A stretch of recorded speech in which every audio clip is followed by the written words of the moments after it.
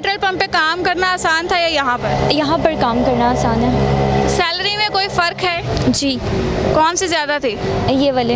ये ज़्यादा है। जी, ये ज़्यादा है। तो आप पेट्रोल पंप पे जो काम कर रही थी तो क्या मुश्किलात का सामना करना पड़ रहा था? बहुत सी बातों का, बहुत सी गंदी नज़रों का और बहुत से हालात का सामना किया मैंने, जिसकी बदौलत मुझे पेट्रोल पंप पर जाकर खड़ा होना पड़ा। मैं शुक्रगुज़ार हूँ उन लोगों का कि जिन्होंने मेरे लिए कुछ मसीहा बने और मुझे पैसे भिजवाए, तो उनकी बदौलत मैंने अपनी अम्मी का इलाज शुरू करवाया।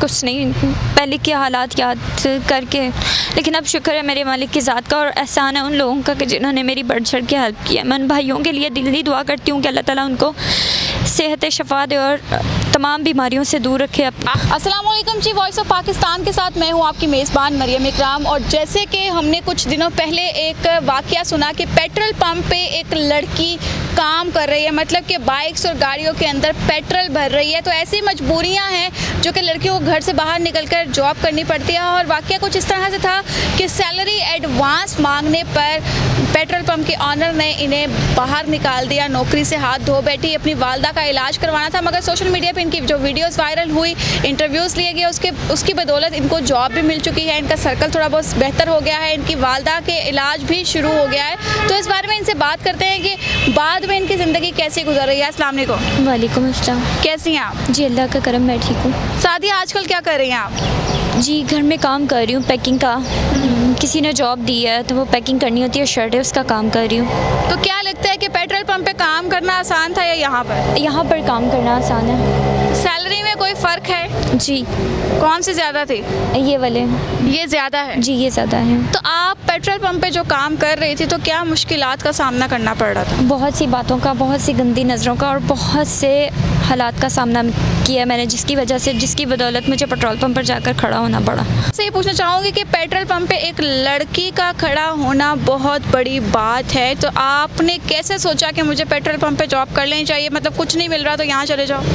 बस अम्मी जान की तबीयत को देखकर, क्योंकि उनकी कंडीशन बहुत सीरियस होती जा रही थी और मेरे पास और कोई रास्ता नहीं था।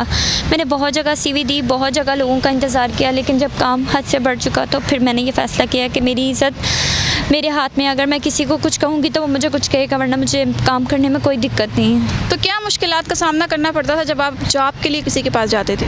बहुत सी बातें, बहुत सी क्या बात है? गंदी हरकतें, लोगों की अजीब अजीब गरीब सवाल, आप हमारा काम करें, हम आपका काम करेंगे, बस इस तरह के अजीब गरीब सवाल। तो मैंने यही मुनासिब समझा कि जहाँ एक चार दीवारी के अंदर जो काम होगा वो किसी को पता नहीं चलेगा, लेकिन अगर मुझे साथ पब्लिक पे कोई ऐसा काम करेगा अभी तो कोई मेरे खिलाफ बोलने वाला तो होगा, इसीलिए मैंने किसी चार दीवारी में काम करना मुनासिब नहीं समझा। मतलब कि आज के दौर में भी हमारे मुआशरे में लड़की को बाआसानी और बाइज़्ज़त जॉब मिलना बहुत मुश्किल है। तो जैसे कि आपको आजकल जॉब आप पैकिंग की कर रही हैं, तो वहाँ पे मर्द हजरात हैं। मैं अपने घर में काम कर रही हूँ। घर में काम हो रहा है? जी, घर में काम कर रही हूँ। तो आपको इतनी सैलरी बन रही है कि घर में पेट भर के खाना खाया जा रहा है और वालदा का इलाज शुरू हो गया? जी, कुछ ना होने से कुछ होना बेहतर है। अभी तक मतलब ये पहला दिन है, आज पैकिंग की है, लेकिन मामा का इलाज करवा रही हूँ उन लोगों की मदद से जिन्होंने मेरी मदद की है। नया पाकिस्तान के थ्रू मुझे काफ़ी ज़्यादा हेल्प हुई है। मैं शुक्रगुज़ार हूँ उन लोगों का कि जिन्होंने मेरे लिए कुछ मसीहा बने और मुझे पैसे भिजवाए, तो उनकी बदौलत मैंने अपनी अम्मी का इलाज शुरू करवाया। तो आपका इन फ्यूचर क्या इरादा है कि क्या ये पैकिंग वगैरह का काम करके अपना घर बार चलाएंगी या कोई और भी काम करेंगे? पहले तो फ़िलहाल यही करूँगी कि जब तक वालदा ठीक नहीं हो जाती उतनी देर में, फिर उसके बाद सोचूंगी कि घर से बाहर निकलना है कि नहीं। अभी तक तो अपनी वालदा को छोड़ के मैं कहीं नहीं जा रही। मैंने इसी चीज़ को मुनासिब समझा कि मैं अपनी अम्मी के पास रह के काम करूं, ताकि मैं उनको देख भी सकूँ वो किस कंडीशन में है, क्या उनकी तबीयत कहती है। इसीलिए बस घर में जो काम है, जितना मिल रहा है, अल्लाह का बहुत करम है, इतने में खुश हूँ मैं। अच्छा, मैं देख रही हूँ कि इंटरव्यू के दौरान आपकी आंखों में पानी आ चुका है। क्या कौन सी ऐसी बात है जो आपको अंदर ही अंदर तोड़ रही है कि आपकी आंखों में पानी आ गया? बस कुछ नहीं, पहले के हालात याद करके, लेकिन अब शुक्र है मेरे मालिक की ज़ात का और एहसान है उन लोगों का कि जिन्होंने मेरी बढ़ चढ़ के हेल्प किया। मैं उन भाइयों के लिए दिली दुआ करती हूँ कि अल्लाह ताला उनको सेहत शफा दे और तमाम बीमारियों से दूर रखे, अपने हिफ्ज़ व ईमान में रखे, बस यही दुआ है मेरी। अच्छा, ये जो हमारा मुआशरा है, इसके बारे में आप कोई लफ्ज़ बोलना चाहेंगी कि लड़कियों को अगर बाहर मजबूरी के तहत निकलना पड़ रहा है तो इनको किस तरह से सपोर्ट करना चाहिए? बस मैं तो यही चाहूँगी कि जो मेरा तो इस दुनिया में ना होने की वजह से मुझे घर से बाहर कदम रखना पड़ा, लेकिन मैं यही तमाम यहाँ के पाकिस्तानों से ये रिक्वेस्ट करूँगी कि अपनी बेटियों को कभी भी मजबूरी के तहत भी उनको घर से बाहर ना निकालें, क्योंकि ये माशरा बहुत ख़राब है। अपनी बेटियों की इज़्ज़त करना सीखें, क्योंकि बेटियाँ बहुत बड़ी रहमत है, और रहमतों को गवाएं नहीं, ताकि इनको समेट के रखें, अल्लाह भी खुश हो। तो कितना अरसा लगा आपको कि आपने जब डिसहार्ट हुई कि मुझे अब कहीं ना कहीं खुलेआम जॉब कर लेनी चाहिए, तो कितना अरसा आप सीवीज़ देती रही अपनी? मैंने तकरीबन 2-3 महीने सीवियाँ दी हैं, मुझे कहीं से कोई रिस्पॉन्स नहीं है। अगर मुझे किसी ने बुलाया भी है तो उसने दिल आज़ारी की है मेरी, मतलब मेरा दिल दुखाया, मेरी सपोर्ट नहीं की। तो बस मैंने इसी चीज़ को मुनासिब समझा कि जब कमरों में ये काम होता है तो हर ऑफिस में भी होगा, तो इसीलिए इस चीज़ को मुनासिब समझा कि बाहर काम करना बेहतर है। मगर बहुत सी ऐसी लड़कियां हैं कि वो अपने घर के हालात से मजबूर होकर उनकी बातों में आकर वो कदम उठा लेती हैं, तो उनके बारे में आप क्या कहेंगे? मैं तो बस यही कहूँगी कि अल्लाह ताला, ये ज़िंदगी रब ने सिर्फ़ एक दफ़ा दी है, अपनी इज़्ज़त को समेट के रखें, अपनी इज़्ज़तों की हिफाजत करें, क्योंकि जब एक दफ़ा किसी के दामन पर दाग लग जाता है तो वो दाग उतरना बहुत मुश्किल है। नौकरियां तो आने जाने की चीज़ें आए जाए चली, लेकिन जब इज़्ज़त चली जाती है तो उसके बाद कुछ नहीं रहता। गुजारिश है उन बहनों से, उन बेटियों से कि जो काम कर रही हैं, खुदारा अपनी इज़्ज़त सेव करें, ना कि पैसे को देखें। जो खाली हाथ आया उसने खाली हाथ जाना है। तो अभी आप क्या काम कर रही है घर में, किस चीज़ की पैकिंग कर रही है? पैकिंग का काम कर रही हूँ, कपड़ों की, जेंट्स की जो शर्टें हैं उनकी पैकिंग करती हूँ, और लेडीज़ की शर्टों पे बटन लगाती हूँ। जॉब आपको मिली कैसे? नए पाकिस्तान की तरफ से वो मेरी हिम्मत बनी, उन्होंने मेरा हौसला किया, उनकी वजह से आज शुक्र है रब की ज़ात का, बहुत करम है उस अल्लाह की ज़ात का कि मैं लोगों की बातों से बची हूँ और अपने घर में इज़्ज़त की रोटी कमा रही हूँ।